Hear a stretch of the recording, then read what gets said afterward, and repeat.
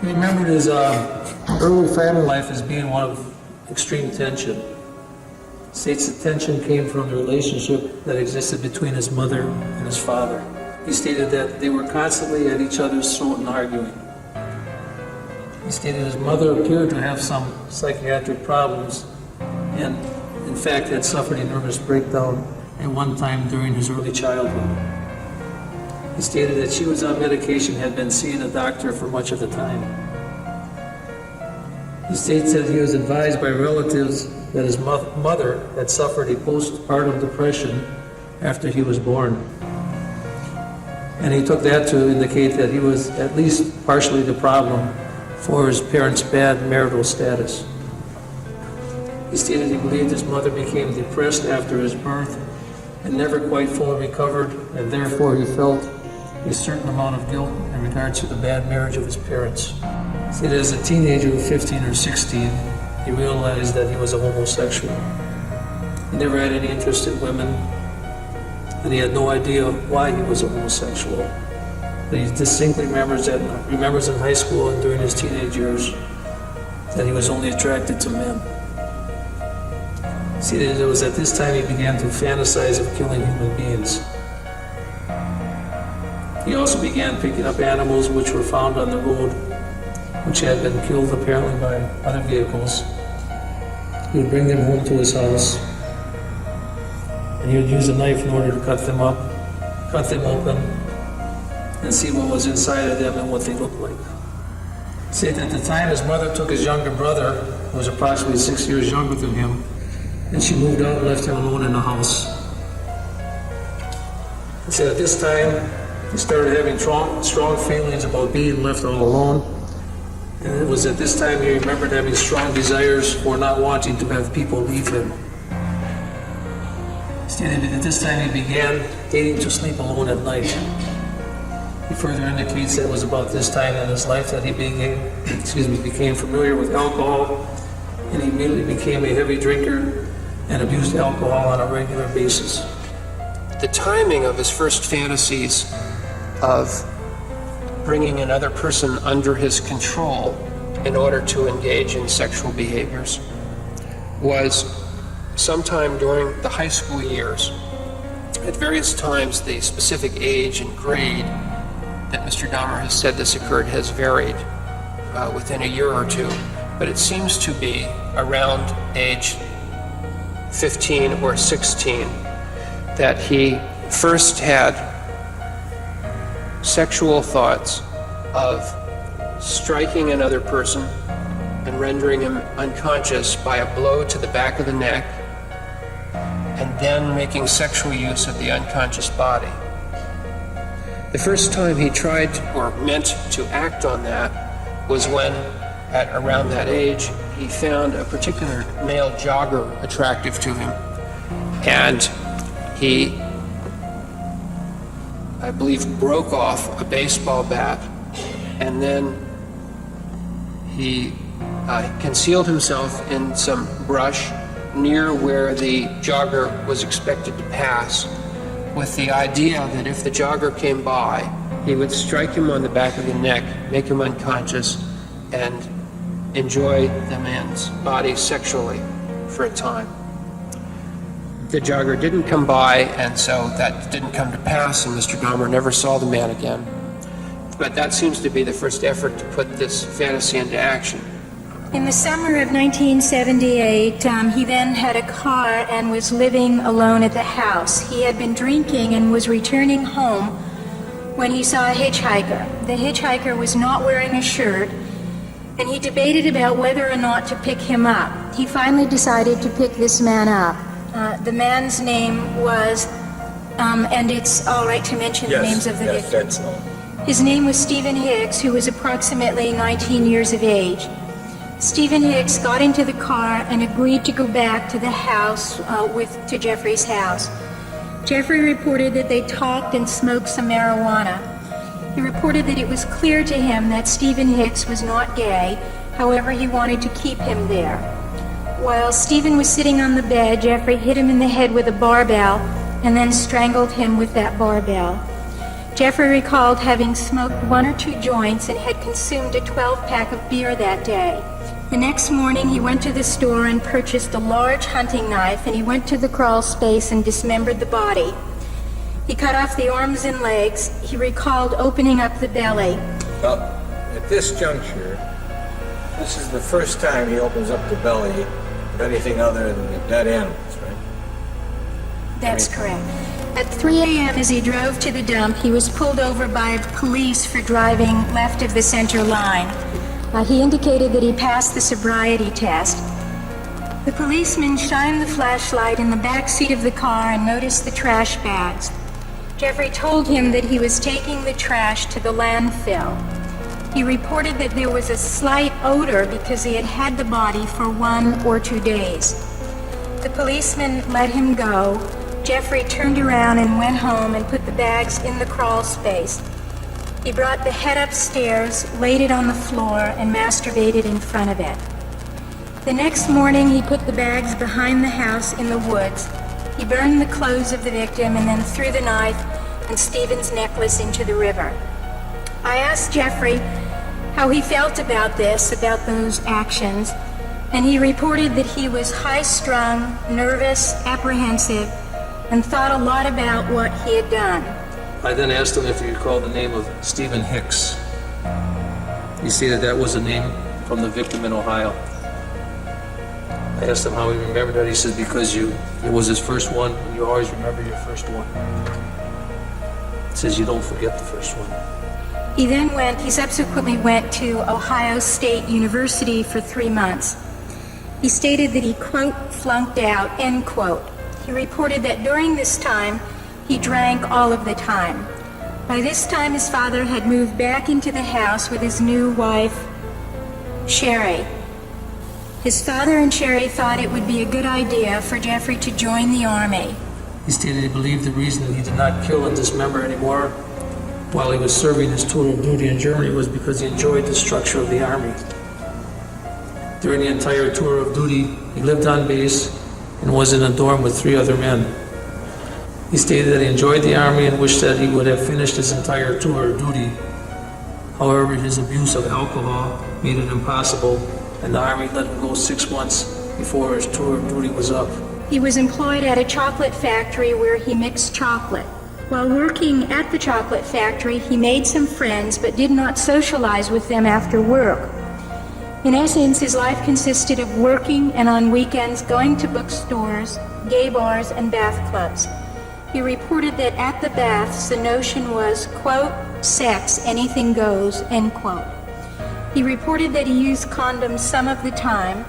He stated that he liked being the active person in sex, that he only allowed anal penetration once or twice because it hurt him. He We reported... are not using the name of the drug.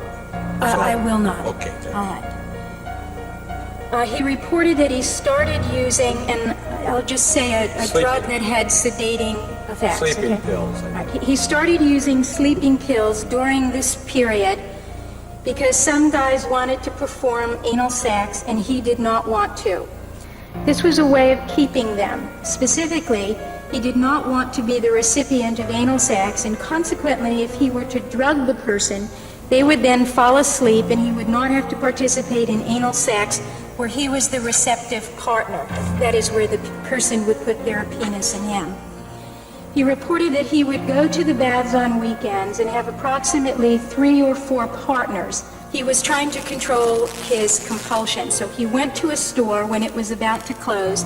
He hid out in the store, and then he stole a mannequin from the store and brought it to his house.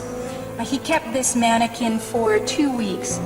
He would stand over the mannequin and masturbate. His grandmother saw the mannequin and asked him where he got it. He then took the mannequin out and disposed of it. At age 26, he reported that he was heavily into the bath clubs. He reported that at this time he was working the night shift at the chocolate factory, would go to the bars on weekends, usually around 2 a.m. He reported that once he got to the bathhouse, he would find a person and then lay next to the person and masturbate and engage in what he called, quote, light sex, end quote.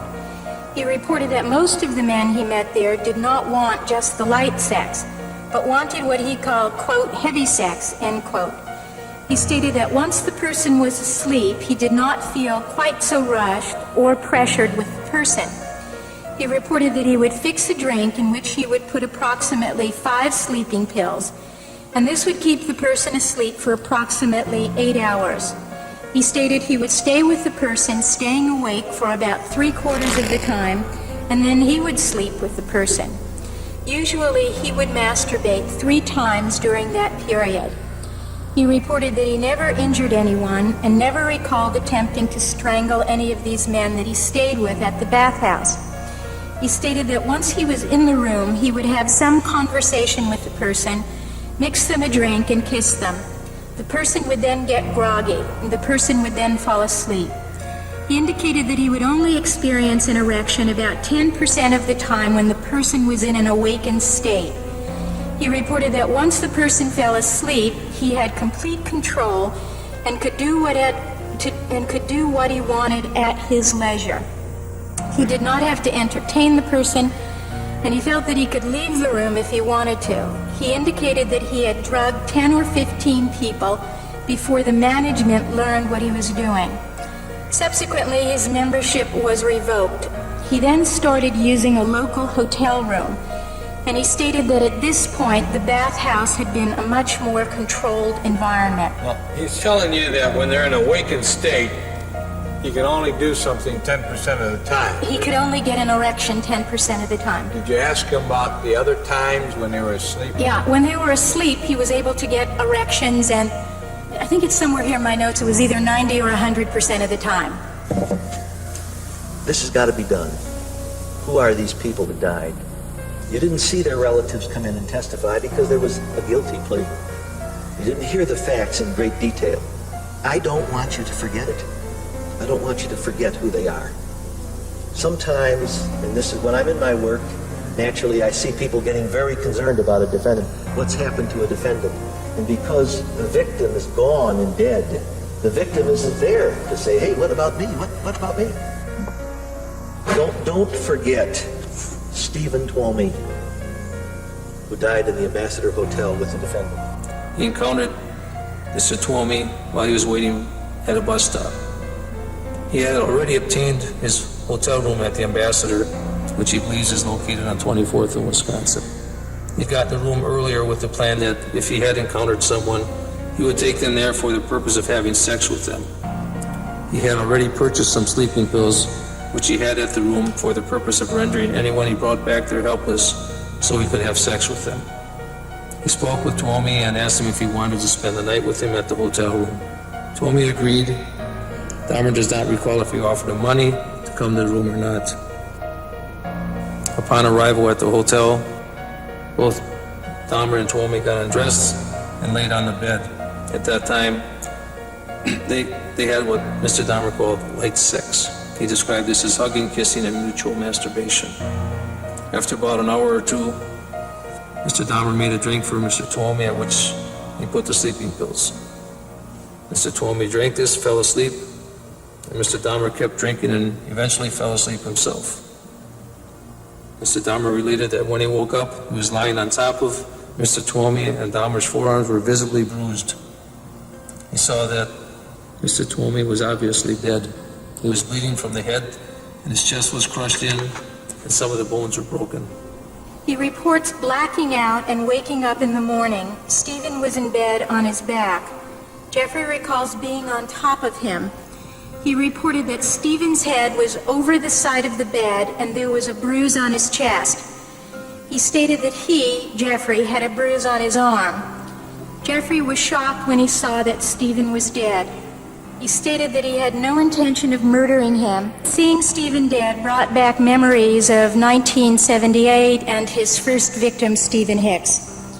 He stated that he had paced the floor, felt horrified, shocked, and frightened, and could not believe this had happened. He then put the body in a closet and went to a mall. He bought a suitcase and subsequently put the victim inside of the suitcase. He then rented the room for another night. At 1 a.m., he checked out and took a taxi to his grandmother's house. He kept the body in the fruit cellar for approximately 9 days. One day, while his grandmother was at church, he laid the body out and, according to Mr. Dahmer, quote, slit open the belly and masturbated. The experience led him to make two changes. The first was, having realized how difficult it was to move a corpse from a hotel room, he decided not to return to hotels anymore, and from that point began to take Ben back to his grandmother's house, where he would have greater privacy and more space to work. The other thing he told me was that this changed his efforts to control himself. In his words, quote, after that incident, it seemed like there was no point in trying to resist the urges and the compulsion to do that. So that's when I started going out, looking around at the bars for other people. I asked, what do you mean there was no point? And he said, just since it had happened again, much to my surprise, it just, I don't know, it's hard to describe. Just seemed by that time the driving compulsion to be with someone and control them was so strong and so prevalent throughout all my waking hours that I just continued doing that. It seemed like that broke any thought of holding back and not doing that sort of thing again. Don't forget Richard James Dockstader on that board. James Dockstader, age 15, picked up by the defendant. Age 15. He had been at a bar on a Saturday night. He was standing in front of a bus stop and saw an attractive male. He assumed that this male had been drinking and asked him if he wanted to spend the night for $50. The victim agreed and took a bus to his home. When they sat, that's the grandmother's home. They sat in the living room while his grandmother was asleep. They laid together, kissed, and engaged in oral sex. The male said that he had to be back by morning, and Jeffrey did not want him to leave, so he fixed him a drink. When the victim fell asleep, he strangled him. After he was dead, Jeffrey laid with him for a while and then had anal sex. He placed the body in the fruit cellar and put a blanket over him. The next morning, he ate breakfast with his grandmother, and she went off to church. He kept the third victim's body for 1 week. During this period of time, he would lay with him and masturbate. At the end of the week, he laid the body out and, according to Jeffrey, quote, defleshed it, end quote. Don't forget Richard Guerrero, who died at the defendant's hands.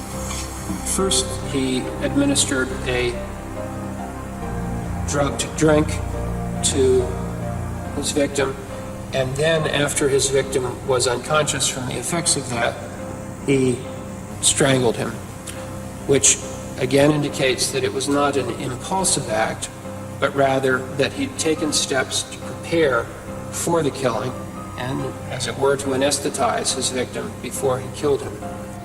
He then took the body to the basement, defleshed it, put it in a trash bag, and saved the skull.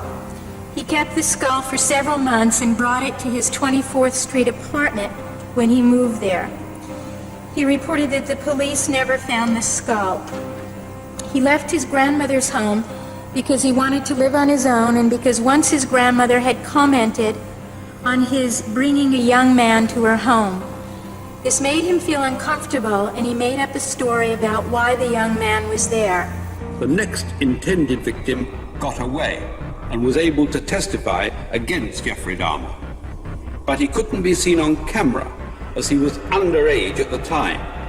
However, we can hear his voice and his name. My name is Ronald Douglas Flowers Jr. Approximately what time did you get to the Club 219 that evening?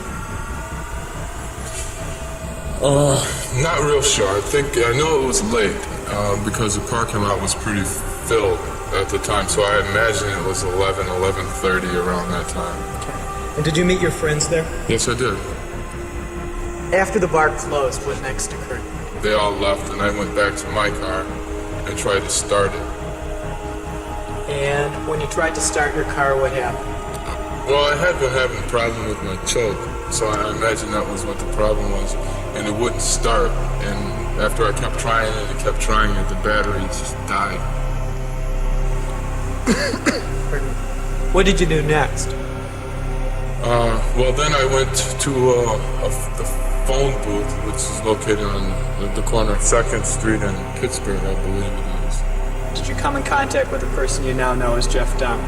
Yes, I did. He offered to give me a ride to go with him to get his car, to bring it back, to start my car. He had the cab drop us off a little ways away from the house because he didn't want to wake her. He lived with his grandmother, and he didn't want to wake her up. What happened when you arrived there? I said, I'll just wait for you here. He was going in to get his keys, I believe. I said, I'll just wait for you here. And he said, no, why don't you just come on in? It'll just be a minute.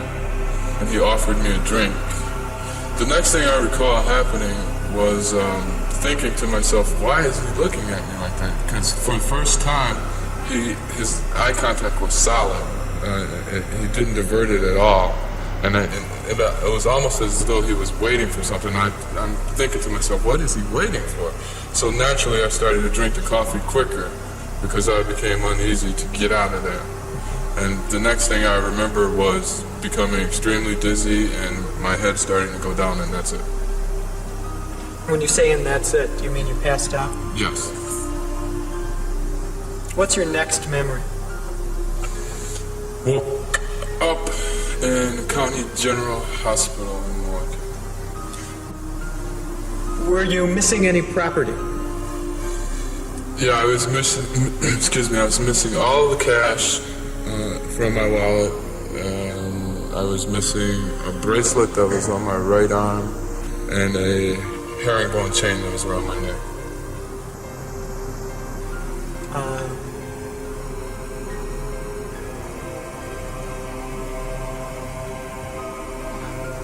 If you know, did the hospital remove your clothing at any time?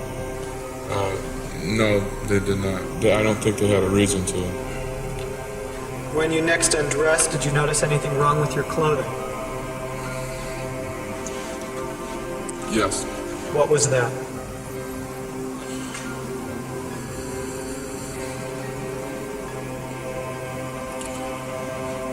I noticed that my underwear were on inside out. He states that there was one more occurrence that happened, but this time the individual woke up prior to him being able to kill him, and he was also seen by his grandmother with this individual in the basement, and he decided not to kill him. As Mr. Dahmer described it to me, he drugged the man in the basement, and in the morning, the man woke up after Mr. Dahmer had had light sex with him. Mr. Dahmer then took $80 from him, walked him to the bus stop, saw him get on the bus, and said, quote, he was really out of it, drugged, and apparently woke up in some hospital and that was it, end quote. I asked him if he thought he was going to get caught for that, and he said, no, because I hadn't hurt him in any way. And I said, well, you drugged him and took money, right? And he said, yeah, I figured they would just think that he just lost the money and that he'd been drinking. But Dahmer did trip up after letting another underage victim escape. Did he say anything to you? Yes, he told me he asked other kids if they would just pose for, quick $50. If they would pose for a quick $50? Yes. And what did you say to him or what did he say to you then? I asked him if it is his career or he said it's a hobby. He said it's a hobby. Yes.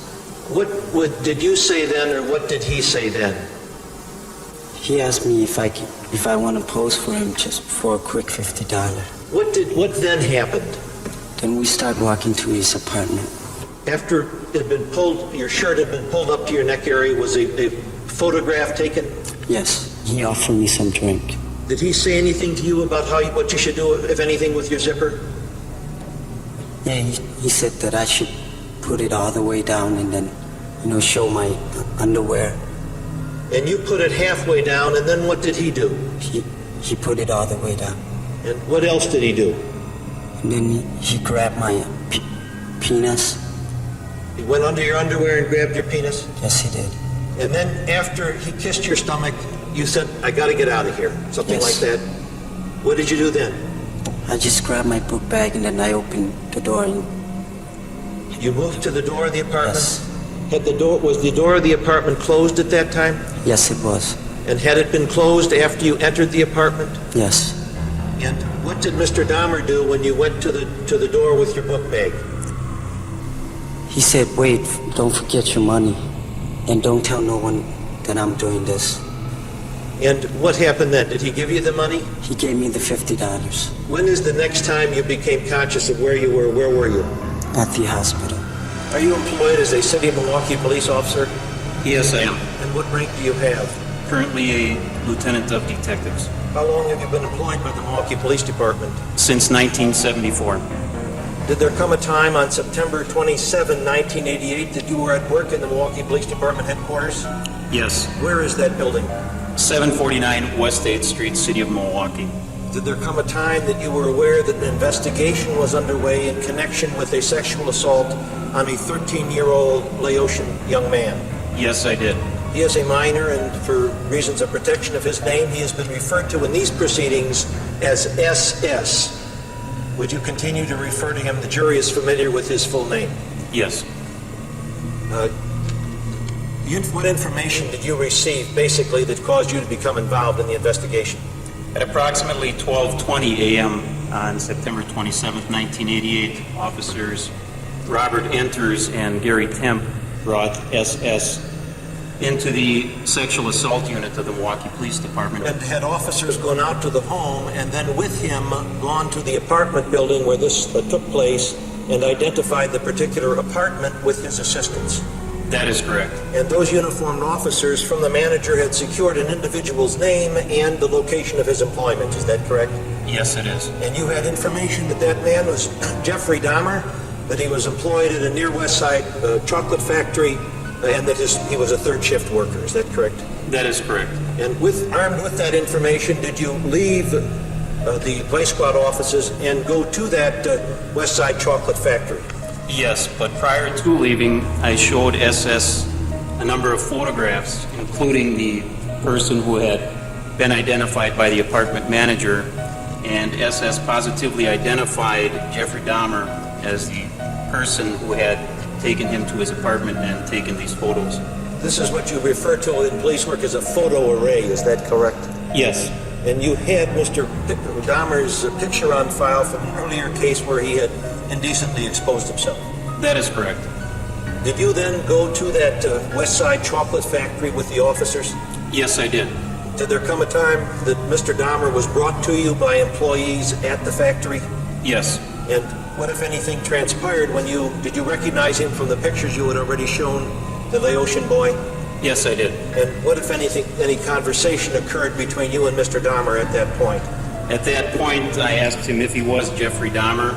He stated yes, and at that time I placed him under arrest. Did he ever confess to you that he had touched the boy's penis? No, he denied that. Thank you. Let me ask this question. Did he plead guilty to the charge? Yes, he did. Okay, so he may not have admitted to you, but he pled guilty to the charge. That's correct. Thank you. Although he was put under probation for 5 years, Dahmer was up to his lethal tricks again within 3 months.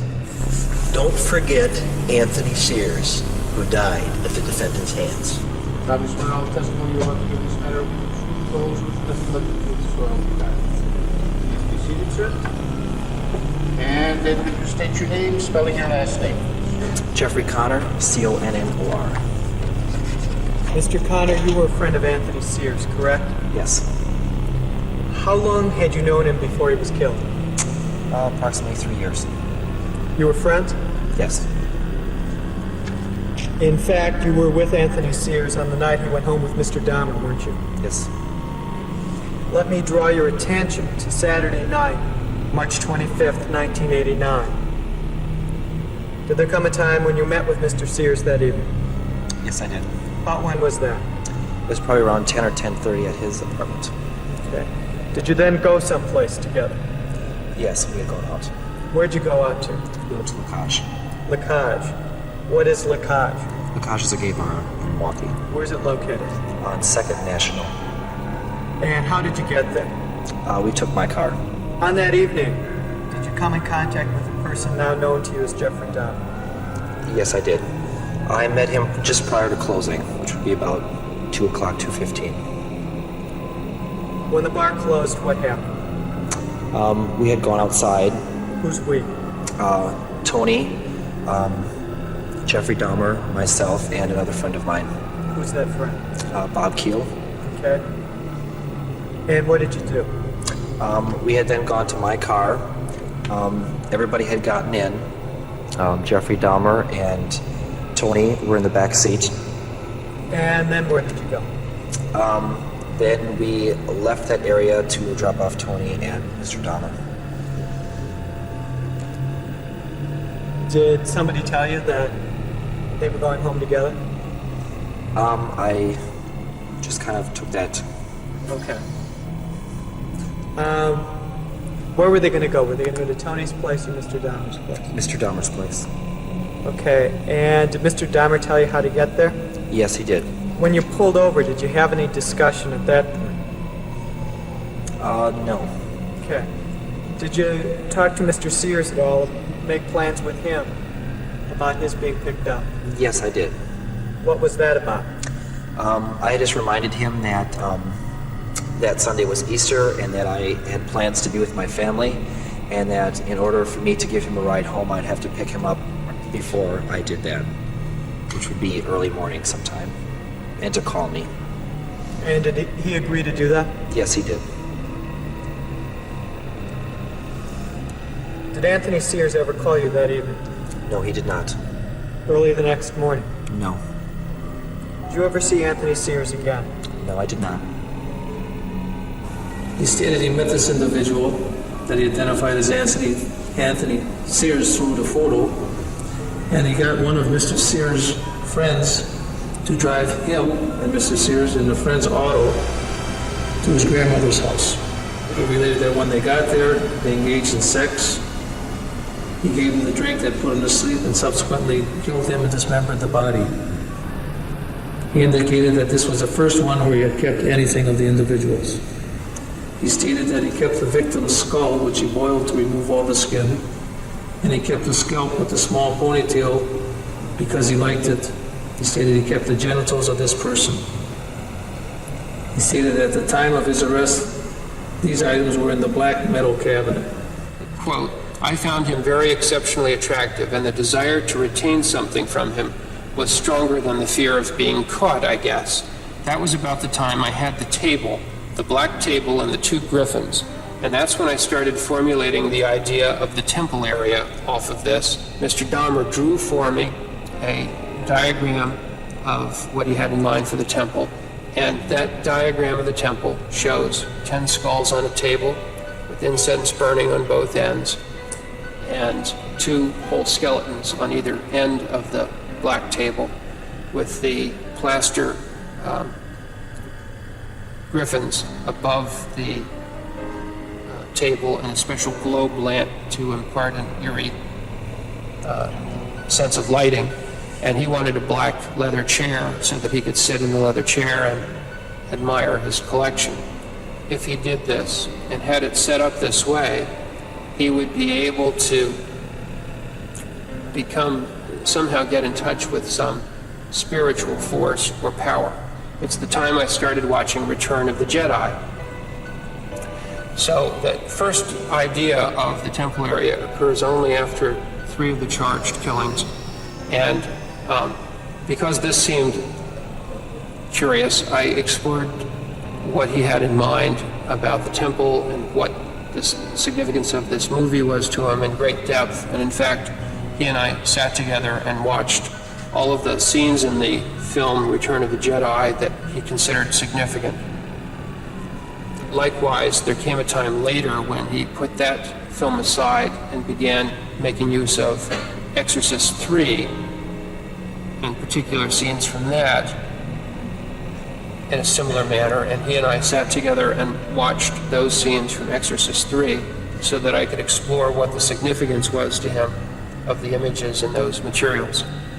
And I think that what emerges from all of that is an understanding that Mr. Dahmer regarded one character in each of those films, a character known as the Emperor in Return of the Jedi, and the character who's obviously supposed to be Satan in Exorcist III, a man who's confined in a cell-like area at that time. And what these characters have in common is that they are evil and corrupt and powerful, and both have the ability to use special powers to control others. In the case of the Emperor, he seems to be zapping people with energy beams of some kind and able to manipulate them in that way because it's futuristic. In the Exorcist III, the power comes from being able to create illusions to make people think that there are snakes crawling over them, to suspend people on the ceiling, to be able to do all manner of things. Each of the characters in the scenes that he repeatedly viewed actually torments someone else in a way that might be described as torture, but Mr. Dahmer said that was not what was appealing to him, though there were occasionally fantasies where that might be, that he never enacted that, and he's consistently told me that making others suffer was not his desire sexually, but that he did identify with the power of these characters. The characters are unattractive ones in both those scenes, and not ones that one would expect most people to want to identify with, but he liked the idea of the power that they had. And it happens that both those characters are portrayed in the films with yellow eyes that give them an eerie look, and Mr. Dahmer even went to the extent of buying a pair of contact lenses with that yellow tint that he would wear when he would go to the clubs, so that he could have more of that look. His dabbling with these films and using them wasn't just ordinary curiosity. It's something a little more than that, in that he wanted to be more like those people. And he describes some sense of using the films to get himself in the proper mood to go out and cruise for a victim. And sometimes he would bring the victim home and watch a portion of a film with them and direct their attention to those scenes too. And so it did play some part in setting the right mood for him for committing these crimes. And he explained that he identified with the characters because he felt that he was thoroughly evil and corrupt, just as those two characters were. Don't forget Raymond Smith, who died at the defendant's hands. He stated that this individual was the first one that he took photos of. We showed him a photo album which contained 15 photos of a black male in various positions, and he identified this individual as a person he met at the 219 Club area and offered him the same line as to come to be photographed, to have a drink and look at dirty videos. The 15 photos that you're talking about, were they photos of a live or dead person? They were photos of a dead person. In various poses? Yes. Go ahead. He indicated that this victim agreed, and he took him to 924 North 25th Street, apartment 213, where he drugged him, subsequently killed him by strangulation, and after removing his clothes, he saw the tattoo of Cash D, the initial D, on his chest, and pitchforks going up in the name of Cash. He ran into Cash D, who he thought was a black male prostitute, and offered him money to go home with him. While at his home, Cash D said he wanted more money. Jeffrey gave him a drink, laid with him, and then once he was asleep, strangled him. He recalled that prior to killing Cash D, he had brought another man back to the apartment and made him a drink, as he usually did in a coffee cup. The man drank the wrong cup, and consequently, Jeffrey drank the drink with the sleeping pills. He fell asleep, and the man robbed him of $300. Jeffrey did not report this incident to the police. He reported he would have strangled this victim, but the man had taken the cup without the sleeping pills. After Cash D, Jeffrey met... This next one is a juvenile, so you can use initials. I will. Thanks. After Cash D, Jeffrey met a young man with the initials LP, who was waiting tables. He was Hispanic, and Jeffrey believed him to be around 16 years old. He propositioned him, and the man agreed to go to his apartment. They kissed, masturbated, and watched videos. Jeffrey did not have any pills available to him that weekend. He went to an Army surplus store and bought a mallet. He took pictures and had him lay on his stomach. He struck him on the back of the neck with the mallet. The guy got up and attempted to leave the apartment and said he would call the police. This male left and then came back in and asked Jeffrey for money for a cab. Jeffrey tried to strangle him at this point, but then calmed down, and they both went into the bedroom. Jeffrey called him a cab and he went home. Jeffrey said that this young male did call the police, but the police never followed up on the call. Don't forget Edward Smith, who died at the defendant's hands. He states that he had oral sex with this individual and then killed him by the same procedure, drugging him until he slept, strangling him, and dismembering him. Jeffrey stated that he went to Sears and bought a 5-square-foot floor freezer with locking top to store the defleshed bones. He also purchased 2 30-gallon plastic trash bags to put the defleshed remains in. He poured muriatic acid to acidify the flesh and then flushed the remains down the toilet. Yes, after the complaint about the smell, and somebody actually identified his apartment as the source of the smell. So I called and talked to him in the office and went with him to his apartment. And what excuse did he give at that time? He said his deep freezer broke and he had meat in it that's getting spoiled. I thought he was a nice guy at the time.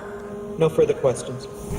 Don't forget Ernest Miller, who was stabbed to death by the defendant because he was becoming conscious. The defendant had to get a drink to do it. Don't forget Ernest Smith.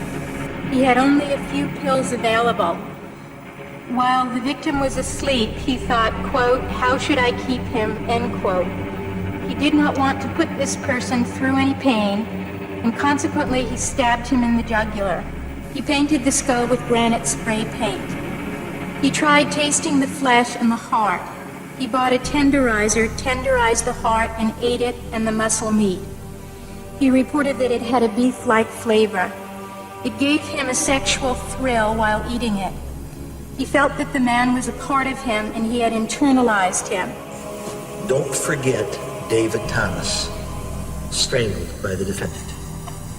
Mr. Dahmer told the police that once he had David Thomas back to his apartment, he thought that David Thomas wasn't really his type, and he killed him because he'd already given him the sleeping potion and thought that Thomas would wake up and be angry. Don't forget Curtis Straughter, strangled to death by the defendant. Quote, "He was gay and he wanted anal sex, so I made the drink mixture. He fell asleep, used the handcuffs. This was the first time I used handcuffs. Strangled him, took pictures." Don't forget Earl Lindsay, first drilled and eventually killed by the defendant. This is the first of the instances in which he drilled a hole into his victim's skull. And here, Mr. Dahmer reported that he first drugged Mr. Lindsay and thereafter used what he described as the drilling technique on the top of his skull. And we discussed this in some detail. In the course of that discussion, he said that after initially having drilled the hole and injected I would call it a syringe, it's a baster actually, a syringe full of muriatic acid into the cranial cavity of Mr. Lindsay, that Mr. Lindsay woke up, and when he regained consciousness, Mr. Dahmer said he was groggy when he woke up, but still coherent and aware of his surroundings, and so I figured it was a failure. Gave him more sleeping pills, he fell asleep, then I strangled him. Because what Mr. Dahmer wanted here was the compliant sex partner, the zombie as he described it, rather than to have a corpse. It was his intention to keep this man alive if that was going to work, but when he concluded that he had failed to achieve the compliant partner with no will, only then did he strangle him. So what's another way to look at it is that when he couldn't have the zombie-like creation he was hoping for, he was willing to settle for a corpse. I asked him in that discussion the question, you didn't expect him to wake up and say, "Yes, master." And he said, no, but that was the general idea. Later in that same conversation, he said, quote, "I was just trying to disable the will." And I asked, "And subject them to your will?" And he said, "Right." Don't forget Tony Anthony Hughes, first drilled, then extinguished by the defendant. Mr. Dahmer didn't try to kill Tony Hughes, but rather Mr. Hughes died through the foreseeable but unintended consequence of this drilling technique. He drilled a hole into his skull and poured in acid, and Mr. Hughes died then, even though it was Mr. Dahmer's intention to keep him alive in this altered state. And so there's no compulsion here to kill. He'd rather he not have died. And it was not any impulsive act of killing, but rather a planful act of trying to provide himself with a compliant sexual partner. Don't forget Conrad Synthesymphone. Age, as I recollect, age 14. For a couple of days of sexual pleasure. He stated that he met him while he was walking around the Grand Avenue Mall. He indicated that after introducing himself to the victim, he offered him $50 to accompany him back to his apartment to pose, have some drinks, and watch videos. He feels it was about 5 p.m. when they got there, and once inside the apartment, the victim disrobed down to his black bikini panties, and he posed for several photographs. During the time, he walked him into the bedroom area and sat him on the bed. Mr. Dahmer states that the victim, Tony Hughes, whom he had killed several days earlier, was lying naked on the bedroom floor. He stated that the Asian boy, he believes he saw him, but he did not react to it. He feels this was because of the rum and coffee and sleeping pill mixture. After he realized he was unable to arouse the victim by mouth-to-penis sex and by body rubbing and kissing him, he continued to watch the video and drink beer until he himself fell asleep. After a few hours, he woke up. It was quite late out, approximately 11 or 12 p.m., at 11 p.m. to 12 a.m., or maybe a little later. He realized the victim was still sleeping because of the effects of the drink he gave him, so he decided to go to the tavern located on 27th, just north of Kilburn, the Care Bear Bar. He continued drinking there. And at closing time, after leaving the tavern, he began walking eastbound on West State Street. He observed the victim, the Asian boy, sitting completely naked on the southeast corner of 25th and State. The victim was sitting on the curb.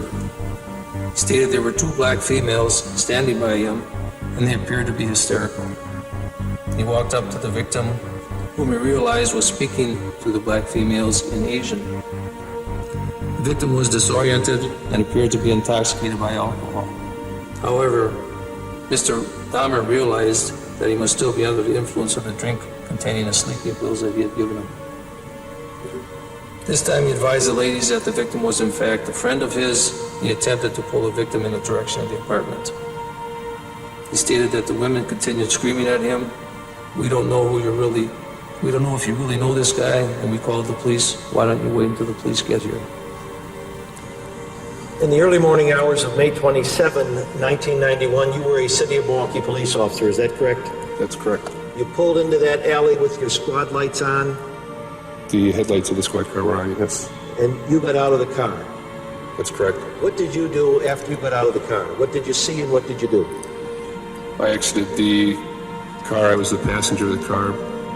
There was a group of people in the alley, and they were all pointing to a white male and a second Asian male who was naked just east of our location in the alley.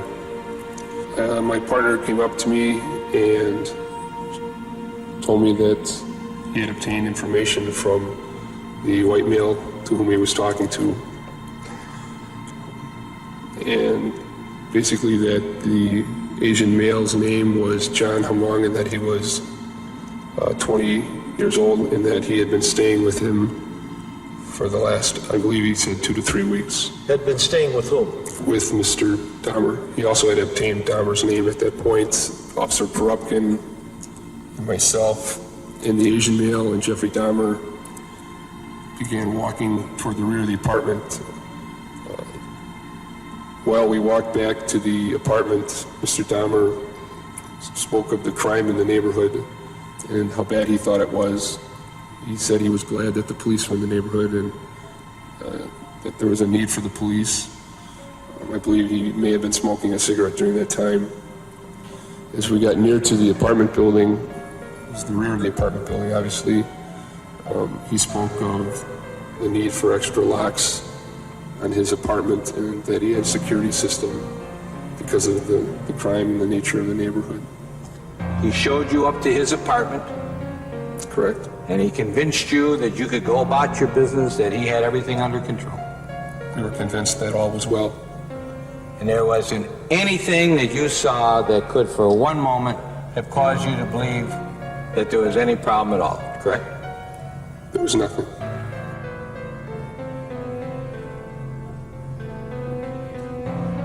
Mr. Dahmer told me that after the police left, he gave a second injection of muriatic acid and that proved fatal.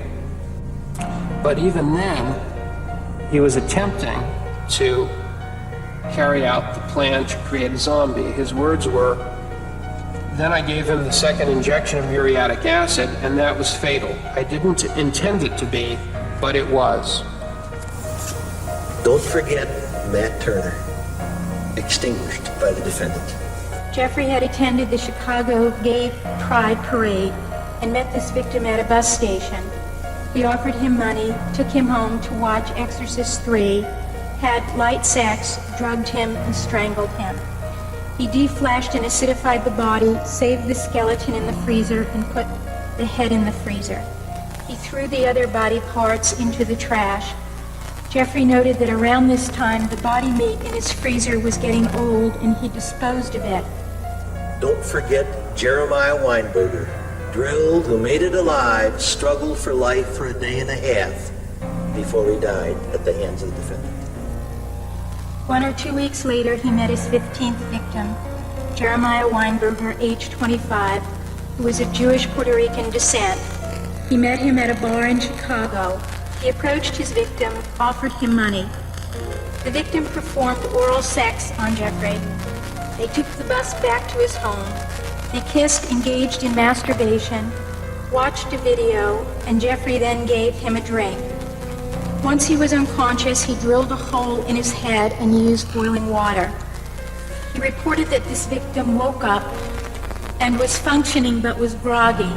Jeffrey then gave him more pills and another injection. He reported that the victim went into a coma, and the next morning he was still in a coma, and Jeffrey tried to wake him up. Jeffrey went to work, and when he returned home, he found that the victim was dead. He stated that he felt bad because he wanted the victim to be coherent and to carry on a conversation with him. Jeffrey stated that he engaged in the drilling technique to avoid having to strangle and kill his victims. I asked Jeffrey how things were going at work at this period of time, and he told me that he had been missing days at work because of his victims. He said he was at a point where he could have been fired. Well, he kept promising to get rid of the smell, but I told him that was the last time I can tolerate it. Okay. And so I had to contact my office to put that in writing to him. So, in any event, at that point in time, did you have a mindset that he was going to be evicted no matter what because of the odor? That's what I had in mind. Don't forget Oliver Lacey, dying at the hands of the defendant. He reported that Oliver was black and was a bodybuilder. He offered him money, they had light sex, they watched a video, and Jeffrey drugged him. He reported that he then called into work sick and he was then fired. He had kept the headless body of his 15th victim in his bathtub. According to Jeffrey, Oliver never saw that body. Jeffrey reported that he did not use drilling on this victim.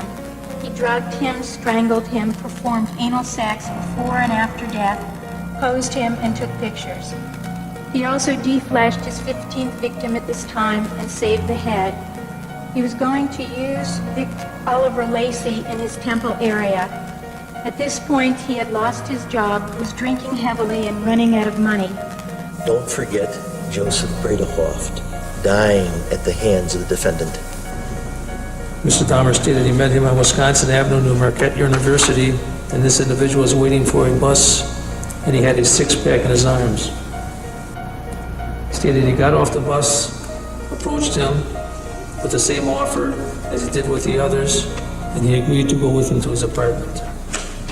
They went to his residence, where he had oral sex on this individual before killing him. Since he gave him the potion, and when the individual went to sleep, he strangled him with the strap. He subsequently put his head in the freezer and his body in the 57-gallon barrel in his residence. Joe Bradehoft was the last person Jeffrey Dahmer was to kill. The man he had picked for his 18th victim was in court to tell how he escaped. You solemnly swear all testimony you're about to give is the truth, the whole truth, and nothing but the truth, so help you God. Please be seated. And sir, would you tell us your name and spell your last name for us? Tracy Edwards, UDWARDS. Mr. Edwards, we're going to ask you to speak up very loudly into the microphone. I would like to know in what state do you reside at the present time? Louisiana. And how old are you, sir? 32. 32? And you are single? Yes. And you were in Milwaukee, Wisconsin on July the 22nd, 1991? Yes. And at or about that time, on that late afternoon, did you have occasion to see a person that you knew at that time or subsequently learned was a fellow by the name of Jeffrey Dahmer? Yes. So you were with a couple of your buddies, were you? That's correct. And what were you doing? We was drinking beer, just talking, hanging out, you know. About 6 o'clock at night, was this? Yeah, about 6:15. Did you have occasion then to see Mr. Dahmer? Yeah, he approached us eventually and started talking to us. Were you three black males? Yeah, one white, two black. So you're a friend? Yeah, my best friend was white. When he came up and started talking to you, what is it that Mr. Dahmer said to you? He said he was just in the city from Chicago. He was taking care of a sick grandmother, I believe, in West Dallas. Did he have any further conversation with you and your friends? Yeah, he was just talking. He said he was a professional photographer. He usually pays people for pictures and stuff like that if anybody was interested in making money at that time. To have to pose for pictures? Yeah. Did he describe the kind of pictures that you were going to be posing for if you chose to take him up on the offer? He said nude. Nude. You went up to the apartment.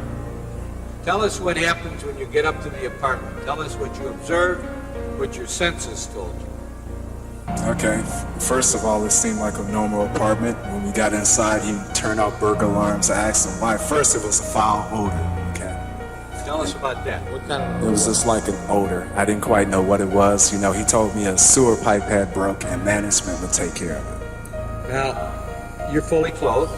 Yes. Okay. You're sitting on a couch. And he talks to you about this posing, and you weren't sure you're going to do it. Right. How much had you been offered to do the posing? $100. Okay. And when he brings you the beer, he brings you rum and coke? Yeah, he brings the beer first, and then he brings the rum and coke. Okay, when you start talking about the fish in the fish tank, do you bring that up or does he? He does. And what do you do when he does that? I turn to the right, like the fish tank is here. I'm turning all the way over here. You turn to your right to look at it? To look at the fish tank, right. And when that happens, what happens to you? All of a sudden, a handcuff and a knife is pulled on me. Handcuff is placed on your body? Where? On my left wrist. And you see a knife? Yeah, a knife here. Now, at that moment, what do you do? First, I feel fear, then I ask him what's going on. This is not necessary, to pull a knife on me. Are you afraid? Yes. Do you have any reason to know why he did that? None whatsoever. Did you have any idea at that time it was going to happen? No. Did that room have a TV set in it? Yes. Was there anything going on the TV? Yeah, the Exorcist movies was playing at that time. There was an Exorcist movie in it. You know which one of them? The name, I'm not sure. I think it's 3. I'm not sure which one. So there was a movie. Did you know it to be part of television or a VCR? VCR, normally that's not on regular television, so I thought it was VCR. You knew there was a movie show. Right. Did you see him put it on, or was it on? No. When we first got into the apartment, he went through the back to the back bedroom. Maybe he put it on then, I'm not sure. And then what happened? You're both sitting on the bed? Yes. Are you still in handcuffs? Yes. Is he holding the handcuff? Right. You still have the knife? Right. Is it pointed at your side, as you've told us before? Right. You trying to be cool? Very much so. You're not fighting with him? No. What's your intention? What are you planning on doing? Getting away, I was contemplating on a point jumping out the window. I was basically talking with this person, trying to let him know I was his friend. As you were sitting there on the bed, when he had you by the handcuff and a knife at your side, at that time, which would have been maybe 7 o'clock, Something. what impression was made upon your mind by the conduct, action, manner, expression, and conversation that you observed of Mr. Dahmer? His frame of mind is what you want. Okay, he acted. At times he would go through like different changes with me, Tell us about that. 1 minute he was like nice, and then he was telling he didn't want people to leave him or abandon him, things of this nature. Well, what did you think about him as a person? What impression was made on your mind of this fella that you're dealing with here? At times he wasn't himself, and then at times he was like a nice guy. He would come and go different times throughout the whole time. Then he would like sit, being quiet at times, watching a movie, wanting me to watch the movie, just doing little chanting sounds. Did you observe him watching the movie and how he would react to the movie? Right, he would like to start rocking back and forth, certain parts of it. You have to say, what did he say, man? It was like chanting in certain times and rocking back and forth. Tell us about his chanting. What was that all about? I'm not even sure, sir, but it was just like, I can't tell you the words. I couldn't understand what he was saying at that time. Can you mimic him? How it sounded? It's like a slow slur, like some of that nature, some close like that, I'm not sure. Did it keep on for a period of time? Off and on throughout the ordeal. And how about the movement back and forth? How was that being effectuated? Just like back and forth, he would do it every now and then. Just as you are rocking in your chair? Like this. And chanting? Chanting. Was there any parts of the movie that was going on that you saw that he said anything about? It was like the part about the preacher. There used to be a preacher that had got possessed. And that it would seem like he was like interested in that part. That part had his attention more than anything. But tell us about what you mean by that. What impressions were made upon your mind when this was going on as to had his attention? How did he appear to you? It appeared like it was like he wanted to mimic it or be like that part, being demonized or whatever. I'm sorry, Mr. Yeah, like he wanted that type of movie, that part, certain parts of that part interested him. It was like he changed with it. at times, then he would get more aggressive, try to get me to handcuff myself, both hands. He told me it made him feel more dominant. Okay, did you and he move off of the bed at any time? He told me to lay down, face down, put both of my hands behind my back, because he changed again at that point, like he got more aggressive at that time. Okay, now, but tell us, did he still have the knife out? Yes, he still had the knife. And what did you do? Okay, I kind of like laid on my sides for some reason. I guess God told me not to lay flat down and let this person handcuff me, so I didn't. So you were trying to stop that from happening, but you got down on the floor. Right. What did he do? He kind of laid across me, put his head across my chest at that point. What was he doing with his head? Pardon me? What did it appear to you he was doing with his head? What was he trying to do? Like he was listening to my heart, because at the point he told me he was going to eat my heart. He said he was going to eat your heart? Yes, that's it. So I suggested we sit on the couch. I had unbuttoned my shirt to try to make him feel more at ease. And then I just sat on the couch and he just started going out of himself again. Going out of himself? He was like paying me no attention at that time.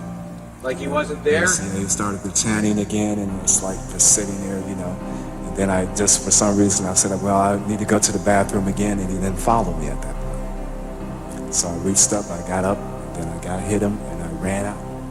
You hit him? Right. Did you have any other belongings there? I had my bag right there at the end of the couch. It was sitting exactly the same place that I sit when I went in there. So when you got up, you let go of your cuff to let you go to the bathroom again? He just let me stay there. I was going to go for the window. At that point, he didn't even have the cuff. It's like I wasn't even there anymore. And then when you saw that, what'd you do? I just seized the opportunity. I said, well, at least I'm going to die trying. I'm not just going to sit here. What'd you do, son? I hit him, and I ran towards the door. And he was right there, tried to grab me, get me back in there. And what happened?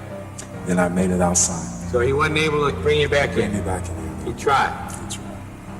And as you left that apartment, as you got away from it, I'm going to ask you again, what impressions were made on your mind by the conduct of Jeffrey Dahmer, by the actions of Jeffrey Dahmer, by the manner, expressions, and conversations of Jeffrey Dahmer that you observed? Can you give us some words?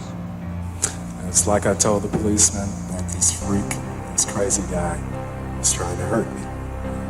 Did you run out of the building? Yes, I did. Did you summon help? Yes. Milwaukee Police Department? That's correct. Did they come back there with you to the apartment? Right. Did you eventually go back into the apartment with the Milwaukee police officers? Yes. And then he was arrested.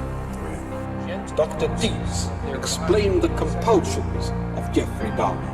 The favorite activities he describes are what he often refers to as light sex: kissing, touching, rubbing, hugging. The kinds of activities that between consenting adults would often amount to foreplay are things that he has emphasized with victims and with other partners. Those were activities, and those are normal activities with a consenting adult, that give him pleasure, that he always enjoyed. But he describes difficulty in getting partners to restrict themselves to just that, because the partners that he found most often wanted to do more than that. And one of the things more than that some of them wanted to do was to have anal sex with him, which he did not like. Having had a few painful experiences, he did not want to be in that position. Also, the partners that he was able to find universally had a deadline when they had to leave, and he was unable to spend as much time as he wanted doing these more gentle, ordinary activities with them. And so he devoted a considerable amount of his energy to finding a way to be able to have someone, or if not someone, something that could serve that role for him as being the person or body or part with whom he could have such gentle activities as rubbing and touching and hugging and masturbation and kissing and fondling. And it's in the course of trying to find a way to keep a person for that he engages in most of the more extreme behaviors surrounding the killings for which he's charged.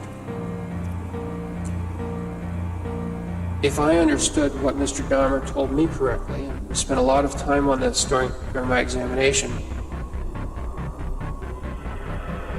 his preference, his first choice, would have been always to be able to have a living, breathing, consenting partner who permitted him to engage in all of these light sex, to use his term, activities that were his favorite. And in fact, he said to me that had any of the victims agreed to stay with him for several weeks, then he would not have killed them if they'd agreed to stay and do these things. And there were a few whom he found particularly appealing because the physique was so close to his ideal that had he been able to have a continuing relationship with those men, he felt he would have had no need for any of the rest of what he did, no particular desire to do it. So if he couldn't have them in that way, as a consenting, continuing partner, the second best way would be to have them in some other state in which they would remain with him and still be available for these activities. And the second choice that would be best for him, he thought, would have been if he could have had one of them whose will had been destroyed. And the two techniques he actually tried were, of course, drilling into the skull and injecting acid into what he thought would be the frontal lobe region, and likewise drilling into the skull and injecting boiling water into the frontal lobe region. And Mr. Dahmer is not the first serial killer to wish to create sex slaves and to take steps to try to create such persons who would be available for his sexual use. His third choice, and one that he often got, really, was an unconscious partner, because someone who is unconscious but alive allows him to do all of those things that he likes to do. His next choice after that was that if he could find one man with sufficiently attractive physique to keep permanently while dead, that would be useful because he could do many of the things he wanted, though not quite all. And here what he considered was something he heard about on a TV show. When we discussed it, we both thought we might have seen it on 60 Minutes, but neither he nor I am sure of the particular show. But one show did something on people who freeze-dried their pets. And Mr. Dahmer's idea was that if he could get the apparatus for that and freeze-dry a man of the appropriate physique, he'd at least be able to continue to have him to look at while masturbating, to pose perhaps in various positions if they were flexible enough in that state, to fondle, to rub, to hug, to touch. They would not have sounds to listen to, but they would have a lot of what he was interested in. And he thought that if he'd been able to freeze-dry one of the more attractive men, that he would not have had a desire for the other victims. The step he took was to go to the library, and in a magazine he thought was called Taxidermy, found an advertisement from a supplier of the equipment for freeze-drying animals, and found that there were two sizes of the machines, one of which seemed like it might be large enough for humans, but the cost was prohibitive. It cost $30,000 or so, he thought. And so that was not an available option.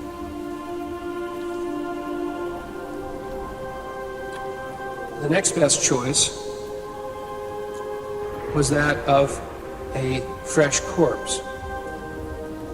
Now, the fresh corpse, like the freeze-dried person, has the problem of not having any sounds to listen to, but it has the additional problem that it will not stay fresh. Lastly, along this spectrum of people or bodies or parts under his control was the other uses he made of those whom he in fact had killed. And here he told me that he made use of the viscera for masturbation by opening the victims in the course of dismembering them. And there was a particular phase of dismemberment where he would stop sometimes to take photographs, sometimes to masturbate, sometimes both. And that was upon opening the abdomen when the abdominal viscera are first exposed. And he would masturbate while looking at that. And that was a long-standing image as far as I could determine. That was an interest he had had since late in high school. And this gave him occasion to make use of that particular image. And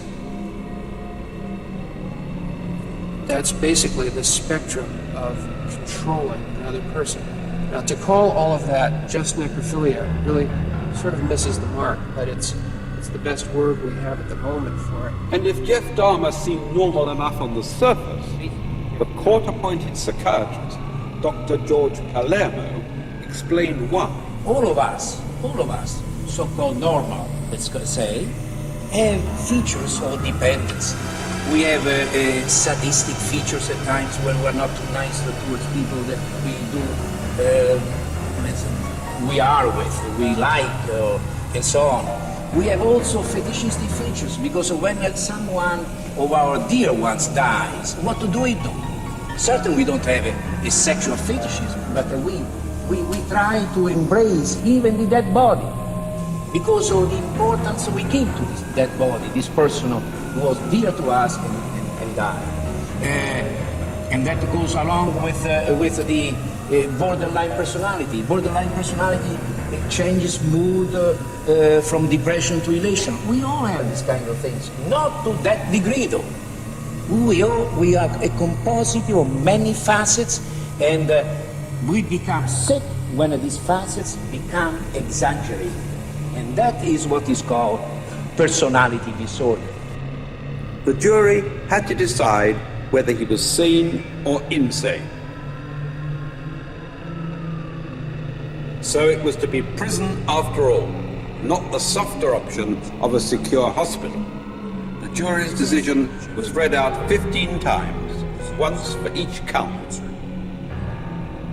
Again, in the state of Wisconsin versus Jeffrey Dahmer, case number F912542. In a special verdict, question number 1. At the time the crime was committed in count 2 of the information, in regard to the death of Richard Guerrero, did the defendant, Jeffrey L. Dahmer, have a mental disease? Answer, no. The spectators now included high school parties, organized to remind youngsters of the perils of going with strangers for fun or for money, and that this was no ordinary trial was emphasized by allowing the relatives of the victims to address the court and, at last, to confront Jeffrey Dahmer. My name is Shirley Hughes, and I'm Tony Anthony Hughes' mother.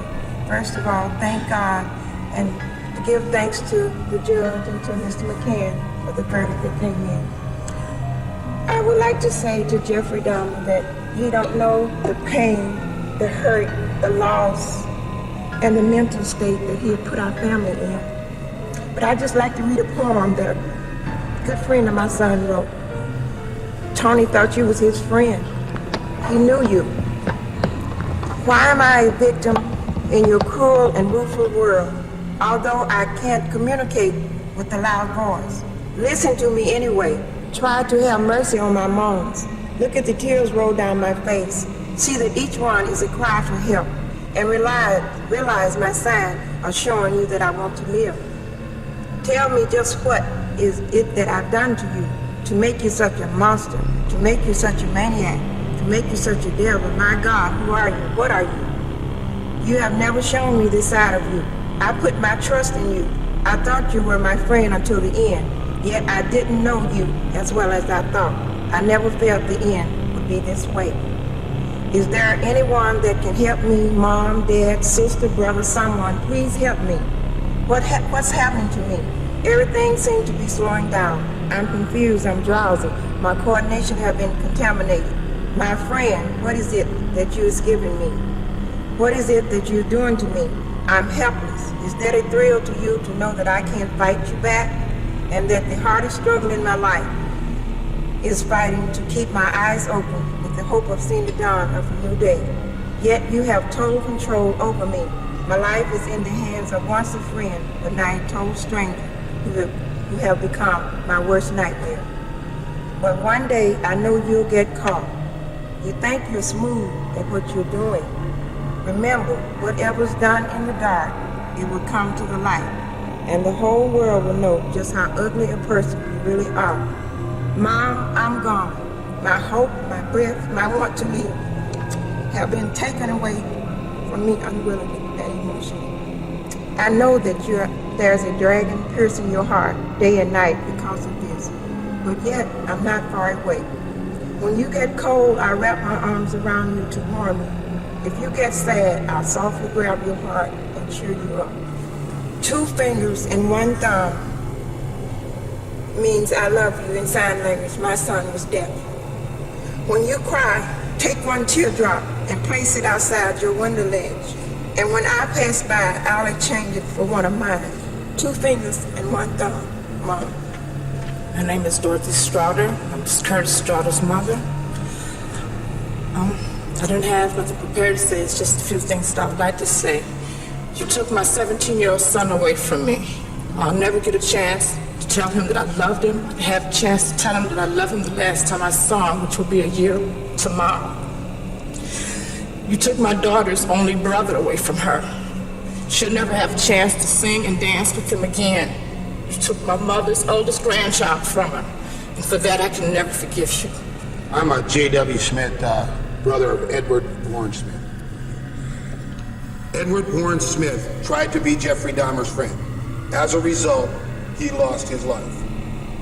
Mr. Dahmer, Eddie's gone now, the victim of your senseless killing.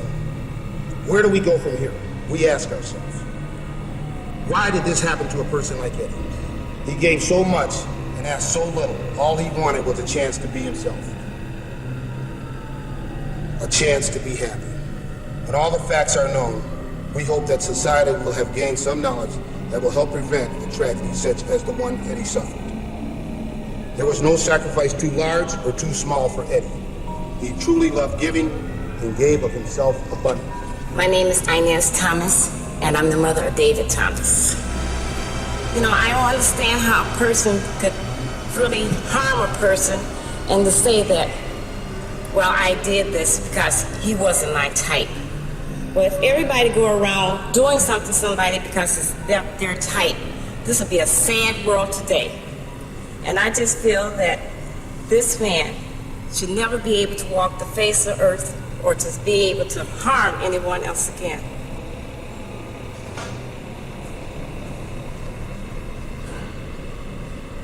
Good morning, Honor. My name is Donald Bradoff. I'm for the Bradoff family. As much as love in our family, close. My mother gave 5 beautiful kids.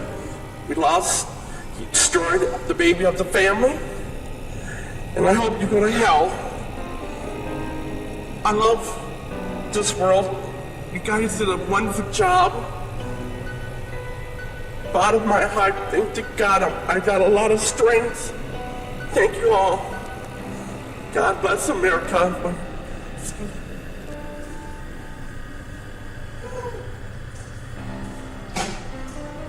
My name is Rita Isbell, and I'm the oldest sister of Errol Lindsay. Whatever your name is, say, I'm mad. This is how you act when you are out of control. I don't want to ever see my mother have to go through this again. Never, Jeffrey. Jeffrey, I hate you, motherfucker. I hate you. That is out of control. Don't fuck with me, Jeffrey. I kill you. Don't take a look at me, motherfucker. Let me kill you. What's your name, son? Let me kill you. The court will impose the mandatory life sentence plus an additional 10 years on the habitual criminality. Count 2, life imprisonment plus 10 years consecutive to count 1. Count 3, life imprisonment with the date of parole eligibility 70 years from the inception of that particular sentence. I don't have all the numbers that I can't work it out, but it'll be 70 years from the beginning of that sentence, which will be consecutive to count 2. Count 4, life imprisonment with a parole eligibility to be 70 years from the commencement. Count 15, life imprisonment with parole eligibility to be 70 years after the inception of that sentence, to be consecutive to count 14. Believe I have, and I intended to follow the recommendation of the state. I could have said something different which would have had the same impact. I really see nobody gains anything by just saying more and more years. The important point is that the sentence is structured in such a way that this defendant will never again see freedom. Your Honor, it is over now. This has never been a case of trying to get free. I didn't ever want freedom. Frankly, I wanted death for myself. This was a case to tell the world that I did what I did not for reasons of hate. I hated no one. I knew I was sick or evil or both. Now I believe I was sick. The doctors have told me about my sickness, and now I have some peace. I know how much harm I have caused. I tried to do the best I could after the arrest to make amends, but no matter what I did, I could not undo the terrible harm I have caused. I feel so bad for what I did to those poor families, and I understand their rightful hate. I decided to go through this trial for a number of reasons. One of the reasons was to let the world know that these were not hate crimes. I wanted the world in Milwaukee, which I deeply hurt, to know the truth of what I did. I didn't want unanswered questions. All the questions have now been answered. I wanted to find out just what it was that caused me to be so bad and evil. But most of all, Mr. Boyle and I decided that maybe there was a way for us to tell the world that if there are people out there with these disorders, maybe they can get some help before they end up being hurt or hurting someone. I think the trial did that.